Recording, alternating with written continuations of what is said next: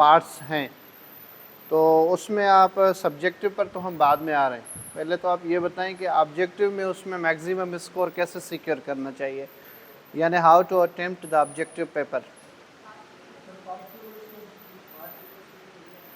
ठीक है, एक सोर्स ये हो गया। पास्ट पेपर कितने आप अगर CSS के निकालेंगे, हाँ 20-25 साल के, 20-25 साल के तो आपको मिलेंगे नहीं, आपको ज़्यादा से ज़्यादा 2005 के बाद या उसके बाद के मिलेंगे। टोटल मिला के 10-15 साल के मिलेंगे। 10-15 साल के MCQs यानी हर साल 20 MCQs, तो आप उसको कैलकुलेट कर लें। 10 सालों के हो गए 200 और 15 के हो गए आप उसमें मिला लें, तो ये 300-400 क्वेश्चन हो गए MCQs के। ठीक है, वो मोस्ट इम्पोर्टेंट हैं, वो पढ़ने चाहिए, लेकिन उससे आपका रिज़ल्ट कोई हाई तो नहीं आएगा ना, अच्छा रिज़ल्ट नहीं आएगा। ऑब्जेक्टिव में कितने सवाल आ सकते हैं? अगर आप 300-400 सवाल पढ़ लें पास्ट ईयर्स के, 4-5 आएंगे। 4-5 तो एवरेज हैं, 4-5 तो मेरे ख्याल में वो बच्चा भी कर लेगा जिसको नहीं आ रहा। आपको तो लेना है 18-19, मतलब हम उस स्टूडेंट को कह रहे हैं जो मतलब हाईएस्ट स्कोर सिक्योर करना चाहता है। तो how to secure the maximum score in objective test.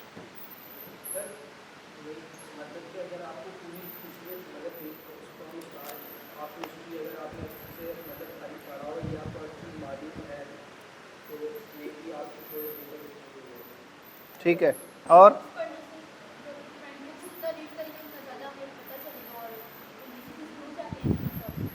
ठीक है विद रीडिंग द बुक्स, और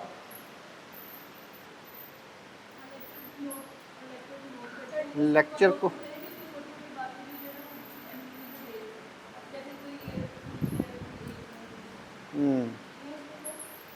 न्यूज़पेपर। ठीक है, और किसी के पास पास्ट पेपर्स हैं?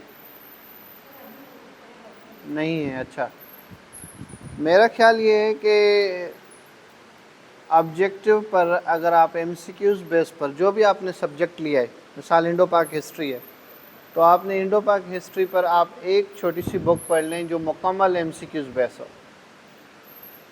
और वो आप ज़ाहिर है आपके पास टाइम होता है, आप तय कर लें कि आपको कितने पढ़ने हैं, दिन में 100 पढ़ने हैं, 150 पढ़ने हैं, लेकिन एक दफ़ा एटलीस्ट आप उसको मुकम्मल रीडिंग दें।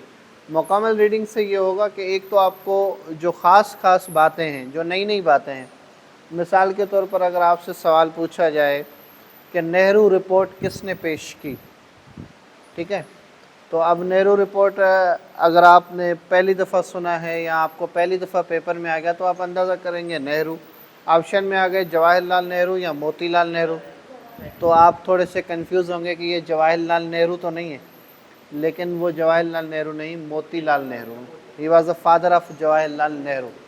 इसलिए, लेकिन जब आप एक दफ़ा पढ़ लेंगे किताब से कि Motilal Nehru was the father of Jawaharlal Nehru, तो अब आपको हैरानी होगी, यार दोनों नेहरू हैं, कहीं कन्फ्यूजन तो नहीं है। तो ये जो हैरत है ना, इसने आपको वो सवाल मेमोराइज़ करा दिया, और जब आप फाइनल पेपर में बैठेंगे ये सवाल आएगा तो आप यकीनन कर लेंगे। एक तरीका तो ये है, इसलिए रीडिंग उसको देना ज़रूरी है। लेकिन जो सबसे ज़्यादा मुश्किल होता है हिस्ट्री के पेपर्स में, USA की हिस्ट्री हो या जनरल हिस्ट्री हो, इंडो पाक हिस्ट्री हो या कोई और, उसमें जो सबसे बड़ा मसला होता है वो इवेंट्स, डेट्स और ईयर्स भूल जाते हैं। आजकल जो पेपर की नेचर चल रही है, सिंध पब्लिक सर्विस कमीशन में ज़्यादातर डेट्स नहीं देते हैं, वो अंदर अंदर से सवाल निकालते हैं। मिसाल आपसे पूछ लें कि Nehru report was presented in the reaction of या इन द चैलेंज ऑफ, किसने उसको चैलेंज किया जिसके नतीजे में ये पेश की गई, तो वो आपसे इस तरह का, आपने नेहरू रिपोर्ट मुकम्मल पढ़ी हुई है लेकिन एक ऐसा चैलेंज हुआ जिसके नतीजे में नेहरू रिपोर्ट आई, वो बात आपने नहीं पढ़ी, वो आपसे वो सवाल पूछ रहे हैं। लेकिन फेडरल पब्लिक वालों का मेथड ये है कि वो आपसे पूछेंगे कि in which year Nehru report was presented. तो हर पेपर की नेचर अलग होती है, हर कमीशन की नेचर अलग होती है, हर एग्ज़ाम की नेचर अलग होती है, तो आपको उस नेचर के मुताबिक चलना है। तो जो बेस्ट मेथड है MCQs को पढ़ने का, एक ये कि पास्ट जितने भी सवाल हैं वो आप पढ़ लें। उसके अलावा दूसरा तरीका ये है कि उस आउटलाइन पर एमसीक्यूज बनी हुई किताब ले लें, जैसे मैं आज ये आपके लिए शेयर करने के लिए लेके आया हूँ। अब इसमें क्या है, इंडो पाक हिस्ट्री सिर्फ एमसीक्यूज है। इसमें कौन कौन से एमसीक्यूज हैं, कहाँ से एमसीक्यूज हैं, ये शुरू हो गए हिस्ट्री ऑफ सब कॉन्टिनेंट से और इंडस वैली सिविलाइजेशन से शुरू हो गए और ये आके ख़त्म हो गए कॉन्स्टिट्यूशंस भी इसमें उन्होंने शामिल किए हैं, लेकिन समझ लें कि 1877 टू 1947 पर यह आके ख़त्म हुआ। और उसके बाद उन्होंने क्या किया, इसको सेपरेटली उन्होंने presidents, prime ministers, presidents of Congress, जो कांग्रेस के सदर गुजरे, मुस्लिम लीग के सदर कौन कौन से गुजरे वो उन्होंने तरतीब से दिए, गवर्नर जनरल्स कौन से रहे, हिंदुस्तान के वाइसराय कौन से रहे, ईस्ट इंडिया कंपनी के गवर्नर जनरल्स कौन से रहे, ये सारी उन्होंने तरतीब दी हुई है। उसके अलावा चीफ जस्टिस कौन से रहे, फिर आगे उन्होंने चेयरमैन सेनेट वगैरह पाकिस्तान के दिए हैं। लेकिन उसके साथ क्या किया है, प्रीवियस सीएसएस सॉल्व पेपर्स हर साल के उन्होंने 20 सवाल दिए हुए हैं, 2002 से लेकर 2017 तक है। ज़ाहिर अपडेटेड होगा तो उसमें 2021, 20, 22 भी शामिल होगा। तो एक तो तरीका ये है, सबसे पहले पास्ट पेपर्स पढ़ें एमसीक्यूज़ के लिए, और उसके बाद आप पढ़ें ओवरऑल जो पूरा कोर्स है उस पर हर कोर्स पर एक बनी हुई एमसीक्यूज़ की बुक बेस्ट है। आप बड़ी नहीं ले रहे, छोटे वाली ले रहे, आपका जो सब्जेक्ट है उसकी एक छोटी बुक आपके साथ हो, जहाँ आप बैठे हैं उसके थोड़े एमसीक्यूज़ देख लें, थोड़े एमसीक्यूज़ देख लें। एक तो दो बातें ये हो गई, यानी एक आप पढ़ेंगे पास्ट पेपर्स एमसीक्यूज़ के, और दूसरा आप पढ़ेंगे उस कोर्स की मुकम्मल एक किताब जिस पर एमसीक्यूज़ मबनी हो। तीसरा इसका तरीका ये है, वो ये कि आपको ये भी आपने पढ़ा, कंपलसरी भी आपने पढ़ा, ये भी पढ़ा, आपको 15 सवाल आ रहे हैं एमसीक्यूज़ 20 में से। आप सबसे पहले क्या करेंगे, उन 15 सवालों को अटेम्प्ट करेंगे। पहले आप उनके देख देख के गौर से लिखेंगे कि इसका जो आंसर की है उसमें आप लिखेंगे नंबर कौन सा है, इसका ऑप्शन कौन सा है। अब आपको 5 सवाल नहीं आ रहे, वो आपने बहुत सोचा लेकिन अभी भी नहीं आ रहे, अब आप उनको कैसे अटेम्प्ट करेंगे।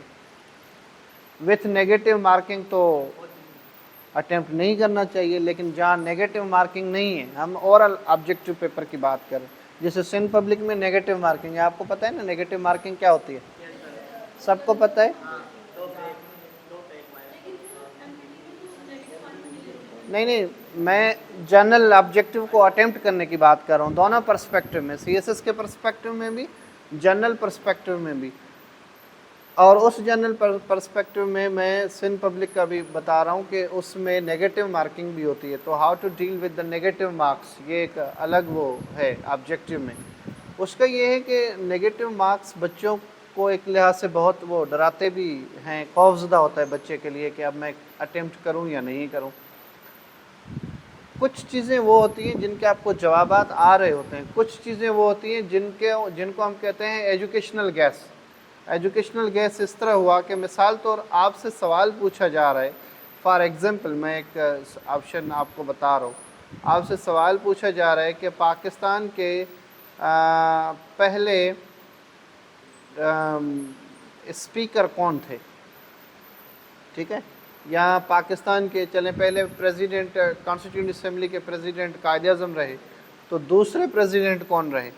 तो अब ये आपको सवाल आ गया कि who was the second president of constituent assembly of Pakistan. तो अब आपको इसका जवाब नहीं आ रहा, लेकिन आपको ऑप्शंस में दिए हुए हैं 4 ऑप्शंस। एक ऑप्शन दिया हुआ है कायद-ए-आज़म, एक ऑप्शन दिया हुआ है लियाकत अली खान, एक ऑप्शन दिया हुआ है मौलवी तमीज़ुद्दीन, एक ऑप्शन दिया हुआ है जुल्फ़िकार अली भुट्टो। अब आप क्या करेंगे, अब आप सोचेंगे, अब आप कहेंगे कि फर्स्ट तो कॉन्स्टिट्यूंट असेंबली के सदर कायद-ए-आज़म थे, उनके इंतकाल के बाद दूसरी कॉन्स्टिट्यूंट असेंबली बनी और ये उसका सदर पूछ रहे जो कि कायद-ए-आज़म नहीं है। ये बात तो हो गई क्लियर। जुल्फ़िकार भुट्टो भी इसलिए नहीं है क्योंकि वो उस वक्त जो है वो पॉलिटिक्स में एक्टिव नहीं थे। अब आपके पास 2 ऑप्शन बच गए, लियाकत अली खान और मौलवी तमीज़ुद्दीन। तो यहाँ थोड़ा सा समझ आना चाहिए कि लियाकत अली खान भी नहीं रहे, लेकिन फॉर सपोज़ आपको समझ नहीं आ रहा, आपको लग रहा है इन दोनों में से हो, और एक का ऑप्शन, एक मौलवी तमीज़ुद्दीन ऑप्शन बी है और लियाकत अली खान ऑप्शन सी है। अब आपको बी और सी में हो गया डाउट, अब आप उसको कैसे अटेम्प्ट करेंगे? अब मार्किंग नेगेटिव भी है, तो अब आप इसमें बहुत सारी चीज़ें होती हैं, उनको आप लुक आफ्टर करेंगे। दो ऑप्शन आप वो देखें, गौर करें, फिर आप ये देखें कि जिसने आंसर की बनाई है, पेपर बनाने वाले ने, ये सवाल नंबर है 5 जो आपको नहीं आ रहा, जिसकी मैं अभी बात बता रहा हूँ, सवाल नंबर 5 है, ये आपको नहीं आ रहा। आप देखें कि पहला, दूसरा, तीसरा, चौथा तो आपको आ रहा है ना, छठा, सातवां, आठवां भी तो आपको आ रहा है। आप देखें उसने पहले का जवाब क्या रखा है, सेकंड का जवाब क्या रखा है, थर्ड का जवाब क्या रखा है, फोर्थ का क्या रखा है, फिफ्थ को छोड़ दे, सिक्स्थ का क्या रखा है, सेवन्थ का क्या रखा है।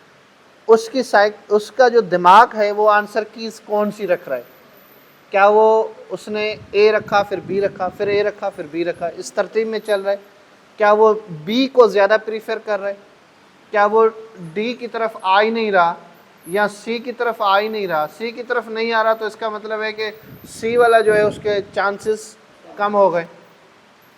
तो ये एक उसको अटेम्प्ट करने की एक सोच होती है। पेपर में सबसे पहला जो मसला होता है ना, सबसे पहली बात इस किस्म के पेपर में वो ये होता है कि जो बातें हम अभी कर रहे हैं और जो हम अभी सोच रहे हैं, ये बातें खुद से आप करने के और ये सोचने के उस वक्त काबिल हों, यानी आपका टेम्पो, आपका जो उस वक्त कैफियत है वो आपको इजाज़त दे, आपका जो दिमाग है, आपकी जो नफ्सियात है, जो आपका ब्रेन है, वो आप पर इस तरह हावी ना हो, पेपर आप पर इस तरह हावी ना हो कि अब आपको कुछ नज़र ही नहीं आ रहा। बहुत सारे लोग फ़ौरन में बहुत गलत ट्रिक लगा लेते हैं, लेकिन आपने क्या करना है, अगर पेपर मुश्किल है MCQs, तो आपके लिए मुश्किल थोड़ी है, सबके लिए मुश्किल है। ख़ासतर वो जो आप सिंध पब्लिक या फेडरल का जनरल एग्ज़ाम दे रहे हैं, जिसमें आप जॉब सीकर करना चाहते हैं, अगर वो मुश्किल आ रहा है, मेरिट बनेगी ना उसमें, अगर आपके लिए मुश्किल है तो दूसरों के लिए भी मुश्किल है। तो इसमें तो आपको इतना वरीड होने की ज़रूरत नहीं है, आप उसको रिलैक्स रहें। अगर आप रिलैक्स रहें, पेपर को आपने सही पढ़ा, बार बार पढ़ा और ये सब चीज़ें जहन में रखी, तो ये बात मेरी याद रखें, आपका स्कोर सबसे अच्छा आएगा। इसलिए क्योंकि वो जो टाइम होता है ना 40 मिनट्स, 50 मिनट्स या 1 घंटा, वो बहुत ज़्यादा अहम होता है। इसलिए आप उस पर बहुत ज़्यादा उस पर कोशिश करें, उस पर कंसंट्रेट करें। अगर आपका टाइम ख़त्म हो जाता है तो एग्ज़ामिनर आपको 2 मिनट भी नहीं देता। इसलिए जो आपका टाइम है, अपने टाइम में से आप एग्ज़ामिनर को 2 मिनट भी ना दें, यानी पेपर पहले ना दें। इस सिमत में चलें कि आप अपने टाइम को सही से अवेल करें, सही से यूज़ करें। आप दूसरे जो पेपर दे रहे हैं उनको इम्प्रेस करने के लिए पेपर फ़ौरन सबमिट नहीं करवाएं कि आपका जल्दी हो गया अब आप जा रहे हैं, आपके लिए ये मसला ही नहीं था, क्योंकि ये एग्ज़ाम है, ये आप या वो साथ बैठने वाला डिसाइड नहीं करेगा, मशीन डिसाइड करेगी कि आपके कितने आंसर ऑब्जेक्टिव में सही है। तो आपको मेरी बात समझ आई या MCQs की? तो इस सिमत में आपको पेपर जो है वो अटेम्प्ट करना है। ये एक सोच है जिससे पेपर का आपको एक अच्छा तरीका होता है उसको अटेम्प्ट करने का। लेकिन मैं एक बात और भी आपको बता दूं, मिसाल के तौर पर आपको 20 क्वेश्चंस नहीं आ रहे हैं, कोई ऐसा पेपर है जनरल पेपर, उसको हमने डिवाइड किया है मसलन 20 marks English, 20 marks mathematics, 20 marks Pakistan affair, current affair, इस्लामियात। अब आपको सारे पोर्शन आ रहे हैं। फॉर सपोज़ मैं आपको बता रहा हूँ कि इंग्लिश वाले 20 मार्क्स आपको नहीं आ रहे हैं, सारे सिनोनिम एंटोनिम से आपको एक भी नहीं आ रहा। अब आप क्या करेंगे? आपका बाकी 80 स्कोर है, 80 स्कोर में से आपको यकीन है कि आप 70 प्लस ले चुके हैं, उसका क्या सॉल्यूशन है?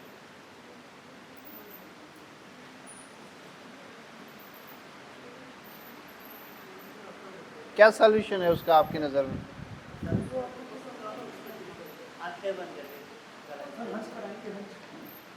जी, तुक्के लगाएंगे, ठीक है। और तुक्के कैसे लगाएंगे? नहीं, उन्होंने बताया तुक्के कैसे लगाएंगे आप? आंखें बंद करके लगाएंगे तो जवाब कैसे ढूंढेंगे? कैसे लगाएंगे तुक्के उसमें?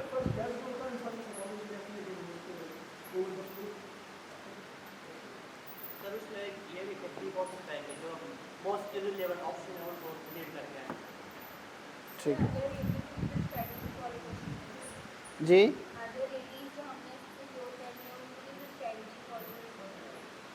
उसकी स्ट्रेटजी कैसे फॉलो करेंगे?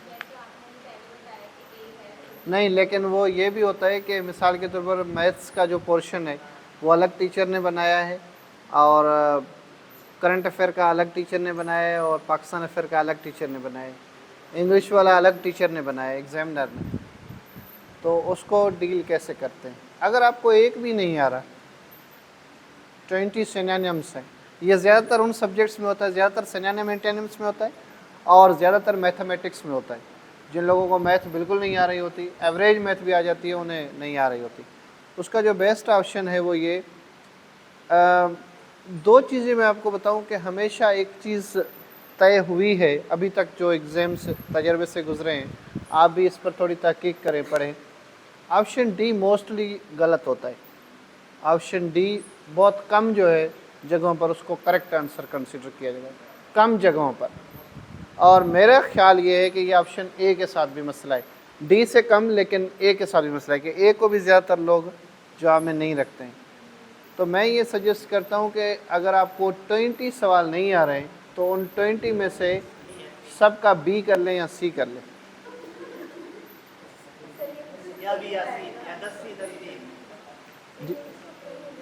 जी क्या कह रही हैं आप? तुक्का तो हो गया, लेकिन तुक्का आपने लगाया पहले का बी, दूसरे का सी, तीसरे का डी, चौथे का ए, पांचवे का बी, तो सारे गलत हो गए। इसमें यह तो होगा कि एग्जामिनर कैसा भी पेपर बनाए, कैसा भी पेपर बनाए, कैसा भी बनाए, 20 में से 5 तो बी रखे होंगे, 6 तो बी रखे होंगे, 7 तो बी रखे होंगे। गलत तो देखिए, रिस्क पर तो आप हैं, 20 में से 20 तो आप उम्मीद ही नहीं लगा सकते ना, 5 से ज़्यादा की उम्मीद आप लगा सकती हैं। हाँ, आप इसको आजमा सकती हैं।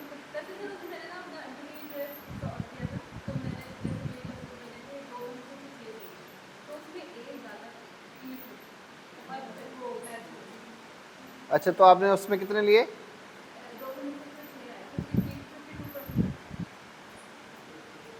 और सारे आपने इसी तरह टिक किए?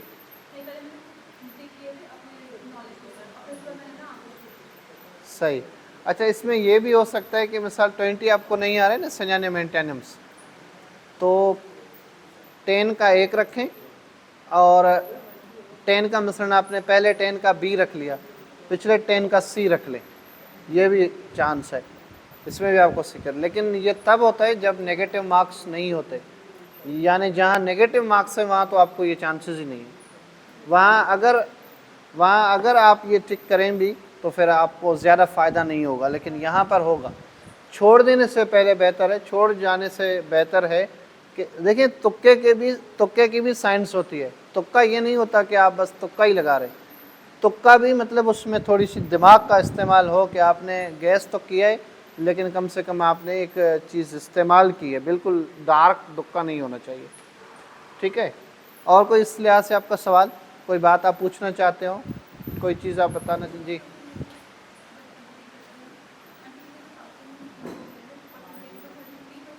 एमपीटी क्या आप पूछ रही हैं? 66%, 33 आप सही कह रही हैं, 33 100 में से, हाँ, और 200 मार्क्स में से 66 बहुत आसान होते हैं। एमपीटी या इस तरीके का आपका पेपर आए, सबसे पहले उस पोर्शन पर जाएं जो आपका बहुत बेहतरीन पोर्शन है, यानी जिस सब्जेक्ट में आपको ग्रिप है, सबसे पहले उस पोर्शन पर जाएं, कर लें उसमें से सवाल, जितने आपको कंफर्मेशन वाले सवाल हैं वो करें। फिर उसके बाद दूसरे ऑप्शन पर जाएं। दूसरा ऑप्शन वो है जिसमें आपको लगता है कि जैसे पहला सब्जेक्ट आपका, मिसाल के तौर पर आपका उर्दू अच्छा था, और उसमें उर्दू के क्योंकि सवाल हैं, मैं इसलिए कह रहा हूँ, और आपको लग रहा है कि उर्दू के बाद अगर आपका कोई सब्जेक्ट अच्छा है तो वो इस्लामियात अच्छा है, तो दूसरा आप इस्लामियात पे चले जाएँ, तीसरा आप करंट अफेयर पे चले जाएँ, फिर आप उन पोर्शंस पर आएँ जो आपके कमज़ोर की तरफ हैं। तो आखिर इसका बड़ा फ़ायदा ये है कि अगर आपका टाइम कम हो, आखिर में आपका टाइम ख़त्म हो गया, फॉर एग्ज़ाम्पल आपका टाइम ख़त्म हो गया और कुछ सवाल आपके चले गए, तो कम से कम वो नहीं जाएंगे जो आपको सही से आ रहे थे, वो जाएंगे जो नहीं आ रहे थे। एक फ़ायदा ये। और फिर मैंने जैसे बताया कि अगर आप एमपीटी में शुरू के अच्छे पोर्शंस में से 40-50 तक स्कोर सिक्योर कर लेते हैं, फिर तो आगे बात ही इतनी नहीं रहती ना। अच्छा, एक आपको मैं दिलचस्प बात बताऊं, एक दफ़ा एमपीटी पिछले से शायद पिछली, आप जाके सर्च कीजिएगा, पिछले से पिछली एमपीटी में मैंने देखा, शायद फर्स्ट या सेकंड में मैंने उसको आजमाया कि इसके राइट आंसर्स कौन से ज़्यादा हैं, तो आई गेस के 70, मतलब बी ऑप्शन जो है वो 76 दफ़ा सही था 200 में से। इसका मतलब है जिसको एमपीटी बिल्कुल नहीं आ रही, 0, और उसने 200 सवाल बी मार्क किए हैं, he will secure 76 score. 76 score secure करेगा वो। मेरी बात आपको समझ आ रही है? ये आप जाके, आप आज ही जाके आप भले इसको आप रिसर्च करें इस पर। एमपीटी 200 मार्क्स का, आई थिंक कि ये पहले साल का था या दूसरे साल का था, तो उन्होंने बी ऑप्शन को इतना ज़रा प्रीफर। तो अब आप जाके उसका रेशियो निकालेंगे ना, वेटेज निकालेंगे। जैसे मैं फॉर एग्जांपल बता रहा हूँ आपको, जैसे सेकेंड ईयर की पाकिस्तान स्टडीज़ की अगर मैं मिसाल दूँ, यहाँ आप सब ने पढ़ी है पाकिस्तान स्टडी। सेकेंड ईयर की पाकिस्तान स्टडी में इस वक्त 10 चैप्टर हैं। अगर आप उसके पास्ट पेपर्स उठाएंगे और उसको पढ़ेंगे, आप देखेंगे कि भाई कौन से सवालात ज़्यादा हैं। मसलन ये सवाल है, ये सवाल है, ये सवाल है, ये पहला सवाल चैप्टर 1 से है, दूसरा चैप्टर 2 से है और चैप्टर 3 से ये सवाल है। तो ओवरऑल अगर आप उसकी वेटेज निकालें पिछले 20 साल की, तो आपको पता चलेगा कि पूरा जो मुकम्मल पेपर पिछले 20 साल से आ रहे, वो पिछले 20 साल से मुकम्मल पेपर में से 70% जो पेपर का हिस्सा है वो पहले चैप्टर से आ रहा है। तो इसका मतलब क्या हुआ? इसका मतलब हुआ कि सबसे पहले आप अपने स्टूडेंट्स को, या जो आप घर में अगर भाई बहनों को पढ़ा रहे हैं, तो सबसे पहले उसका पहला चैप्टर आप उसको पढ़ाएं। वेटेज होता है ना हर चीज़ की। मैं आपको कह रहा हूँ, अगर आप ये सारी चीज़ें कर रही हैं ना, कर रही हैं, तो आप उसको एक साइंटिफिक वे से करें, स्मार्ट स्टडी करें, हर चीज़ को बेहतर तरीके से एनालाइज करें। अगर मेहनत की बात है तो मेहनत तो इंसानों से ज़्यादा और मखलूक है खुदा की कायनात में, वो हमसे ज़्यादा मेहनत करती है। क्या वो मेहनत नहीं करती? चूंटी की मेहनत नहीं होती, लेकिन जो इंसान कामयाब है उसके पीछे उसका दिमाग इस्तेमाल होता है, उसके पीछे उसकी लॉजिक इस्तेमाल होती है। तो आप इन सब स्मार्ट स्टडी भी आपको करनी है और सही डायरेक्शन में करनी है। अगर आप हैदराबाद जा रहे हैं, यहाँ से आप हाईवे से निकलेंगे, राइट साइड पर आप जब सीधे जाएंगे तो आप हैदराबाद की तरफ जाएंगे। अगर लेफ़्ट साइड पर जाएंगे, आपने बड़ी मेहनत की, अनथक मेहनत की, आप रुके ही नहीं, आपने बिना रुकावट आप जदोजहद करते रहे, भागते रहे, पसीना बहता रहा, आप भागते रहे, लेकिन मंजिल तो आनी नहीं है ना, क्योंकि आपका डायरेक्शन ही गलत है। तो सबसे अच्छा, ये तो सिंपल मिसाल थी। स्टडी में डायरेक्शन ढूंढना बड़ा मसला है कि यार कौन सा डायरेक्शन सही है, कौन सा डायरेक्शन गलत है, कौन सी चीज़ को पकड़ना चाहिए, कौन सी चीज़ को मुझे नहीं पकड़ना चाहिए। चॉइसेस में, सब्जेक्ट्स में, स्टडी में कैसे स्टडी करनी। आप इंडो पाक हिस्ट्री खोलें, कितनी सारी बुक्स रिकमेंडेड हैं। एक सीएसएस की सिलेबस में कितनी सारी बुक्स रिकमेंडेड हैं। बाज़ लोग उसको बहुत अच्छे रिजल्ट में क्वालिफाई करते हैं, वो सारी बुक्स तो नहीं पढ़ते हैं ना। तरीका ये है कि ये जो सिलेबस लिखा हुआ है ना आपका, इन टॉपिक्स को, इन चीज़ों को जाके सर्च करें, गूगल पर सर्च करें, यूट्यूब पर सर्च करें, मुख्तलिफ सोर्सेज से उसे सर्च करें, फैक्ट्स फिगर निकालें, अपने नोट्स बनाएं। आपने पॉइंट्स नोट कर ली, आप जाके उसको जो है लिखें। पेपर बनाने वाले को जब मुझे आप पेपर कहेंगे कि ये पेपर बनाएं, तो मैं पेपर बनाने के लिए सबसे पहले क्या मांगूंगा? क्या मांगूंगा? मैं सिलेबस मांगूंगा, कोर्स मांगूंगा। और हमेशा ये भी साइकी होती है पेपर बनाने वाले की कि वो आपको बताता है पेपर में, इन द पेपर, वो आपको सवालों में बताता है कि मेरा कोर्स यहाँ से शुरू हो रहा है, और वो आपको सवालों में बताता है कि मेरा कोर्स यहाँ पर ख़त्म हो रहा है। इसका मतलब क्या हुआ कि 2 सवाल आपको वो देता है मोस्टली जो आपका पहला टॉपिक होता है। यानी जैसे इंडो पाक हिस्ट्री की अगर हम बात कर रहे हैं, मोहम्मद बिन कासिम से शुरू हो रही है, तो इसका मतलब है इट इज़ एक्सपेक्टेड कि आपको पहले उस टॉपिक से रिलेटेड कोई ना कोई सवाल बना के देगा, और फिर जैसे जहाँ पर वो ख़त्म हो रहा है तो उससे रिलेटेड आपको सवाल देगा। वो एक पेपर में इमेज देगा कि क्योंकि एग्ज़ाम जैसे आपका स्कोर बनता है ना, कि ये पास, ये फेल, इसका इतना, इसका इतना, इसका ज़्यादा, इसका कम। एग्जामिनर बनाने वाले का भी इस तरह है, वो भी कितना ही बड़ा क्यों नहीं, वो भी चाहता है कि मेरा पेपर मार्केट में अच्छा जाए, आइंदा मुझसे पेपर बनाया जाए, मेरे पेपर का इमेज अच्छा जाए, मैं किसी को बता सकूँगा ये मेरा पेपर है। तो एक लिहाज से वो कभी अपने आप को डिग्रेड नहीं करना चाहता। तो उसका क्राइटेरिया क्या है? उसका क्राइटेरिया है सिलेबस, कोर्स जो आपको मिला हुआ है, जैसे आप उससे देख के पढ़े वो उसी से पेपर बना रहे। तो वो कहीं से बहुत कम चांसेस ऐसे होंगे कि वो हट के सवाल दे, वरना ज़्यादातर वो सवाल आपके कोर्स से देगा। तो आप कोर्स को उठाएं, उसको तरतीब से पढ़ें। कहाँ से पढ़ रहे हैं? ये आपका वो सोर्स है। फिर है उससे खेलना, आंसर में आप उससे कैसे खेलते हैं। ठीक है, कोई आपका यहाँ सवाल है तो पूछें, फिर हम अपने कोर्स की तरफ आते हैं। कुछ पूछना चाहते हैं आप कोई सवाल पूछना चाहते हैं? कोई और आप सवाल कोई पूछना चाहते हैं? नहीं। तो इंडो पाक हिस्ट्री में सबसे पहला टॉपिक है मोहम्मद बिन कासिम। मोहम्मद बिन कासिम एक ऐसा टॉपिक है कि जिसके बारे में बहुत कुछ लिखा जाता है, बहुत कुछ बोला जाता है, और अलग अलग ओपिनियंस हैं उसके बारे में। जब मोहम्मद बिन कासिम ने सिंध पर अटैक किया, तो मोहम्मद बिन कासिम ने अटैक किया सिंध पर 712 में, 712 AD। तो what is AD? So what is anno domini? किसने बताया? एनो डोमिनी क्या है?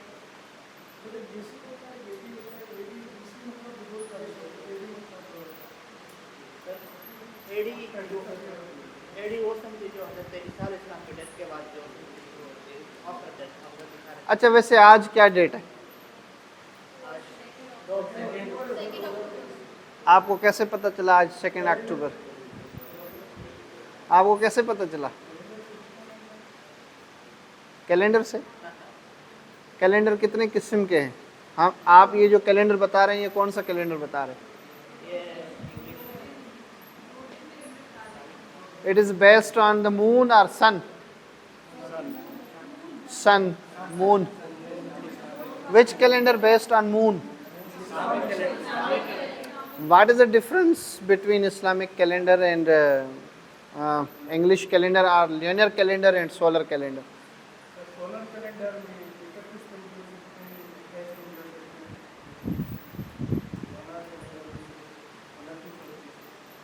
ठीक है।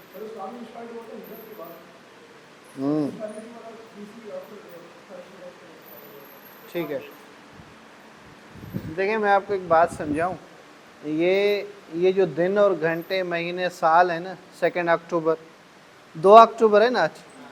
2 अक्टूबर को कौन सी खास बात हुई थी? मशहूर बात बताएं। आप में से मूवी देखी है अजय देवगन की उन्होंने? नहीं, क्या नाम था उस मूवी का? जासूसी पर मबनी है। 2 अक्टूबर को वो सनसेट को गए थे, जब उन्होंने, मशहूर है उसमें, वो जो रिपीट कराते हैं, जिन्होंने मूवी देखी होगी उनको याद होगा।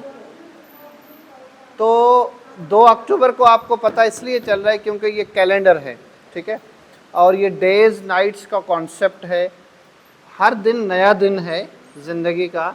हमने उसको समझने के लिए बनाया है कि ये आज 1 अक्टूबर है, आज 31 है, आज 30 है, आज 29 है। समझ रहे हैं मेरी बात? ये कोई नेचुरल नहीं है, ये सारी मैन मेड थिंग्स हैं। कुदरती तौर पर हर दिन नया है, और जब आप सुबह को उठते हैं तो वो ज़िंदगी की नई सुबह है। अगर आप उसको समझें, ज़िंदगी का नया सफ़र है। देयर इज़ अ पॉसिबिलिटी, अगर कैलेंडर बनाने वाले एक दिन को एक साल बना लेते, वो आपको कहते कि ये एक दिन जो है वो, इसको हम साल का नाम दे रहे हैं, तो आप ये कहते कि ये साल है। सुबह को उठते कहते हैं मेरा ज़िंदगी का नया साल शुरू हुआ। तो ये सब चीज़ें इस तरह मबनी है। लेकिन अगर आपको इनमें थोड़ा सा डिफरेंस समझना चाहिए कि सोलर जो है वो, सोलर कैलेंडर जो है वो सन के मुताबिक है, सूरज के मुताबिक, और सूरज एक जगह पर रुका हुआ है, तो हम उसको सूरज के मुताबिक नहीं कह सकते। हम उसको सोलर कैलेंडर तो कह रहे हैं, लेकिन हम इसको कहेंगे कि ये अर्थ के रोटेशन पर है। ठीक है, इसका मतलब है कि अगर मैं इनसे पूछूं कि आप कितने बरस के हैं, ये मुझे कहें कि मैं 65 बरस का हूँ, 65 ईयर्स, तो इसका मतलब है कि ये जो मुझे बता रहे हैं कि ये 65 ईयर्स के हैं, तो इसका दूसरा मतलब ये है कि इनके पैदा होने के बाद ज़मीन ने 65 चक्कर मुकम्मल किए हैं। दूसरे लफ्ज़ों में अगर कोई आपसे पूछ रहा है आपकी एज कितनी है, भाई मेरी एज 25 साल है, तो दूसरे लफ्ज़ों में आप ये भी बता सकते हैं कि भाई मेरे पैदा होने के बाद ज़मीन ने 25 चक्कर सूरज के गिर्द मुकम्मल किए हैं। लेकिन डेफिनेशन क्योंकि बड़ी है तो आपने सीधा बता दिया 25 साल। और 25 साल यानी जैसे ये सूरज, ये ज़मीन उसके गिर्द घूम रही है, ये कितना टाइम है ज़मीन का घूमना? 365 कितने दिन? अब 365 दिन। तो हम ये दिन और नाइट का फैसला कैसे करते हैं कि ये दिन है ये नाइट है? अब आप देखें, ये सूरज है, ये ज़मीन है, ये ज़मीन सूरज के गिर्द घूम रही है, लेकिन ज़मीन खुद यूं घूम रही है, ठीक है? ज़मीन खुद इसके गिर्द, sir thank you so much, आपने बहुत मेहनत की इस पर। ज़मीन इसके गिर्द घूम रही है और ख़ुद भी घूम रही है। ज़मीन जो खुद घूम रही है that is day and night, और जो यूं घूम रही है दैट इज़ 1 ईयर। इसका मतलब है कि ज़मीन ने जब 1 ईयर मुकम्मल किया तो खुद कितनी दफ़ा घूमी? 365 डेज। और इसमें इजाफी ये है कि 6 घंटे भी, 6 आवर्स, और वो 6 आवर्स जो हैं वो 2 साल बाद हो गए 12 ईयर्स, क्योंकि 6 पिछले साल के, 6 इस साल के, वो मिला के उन्होंने रख लिए, फिर अगले साल और रख लिए, तो 4 साल बाद एक नया डे बना दिया कैलेंडर में, that is 29 February, that is called leap year. 6 घंटों को, 6 घंटों को उन्होंने मैनेज करके एक दिन में कन्वर्ट कर दिया ताकि सब कुछ बैलेंस रहे।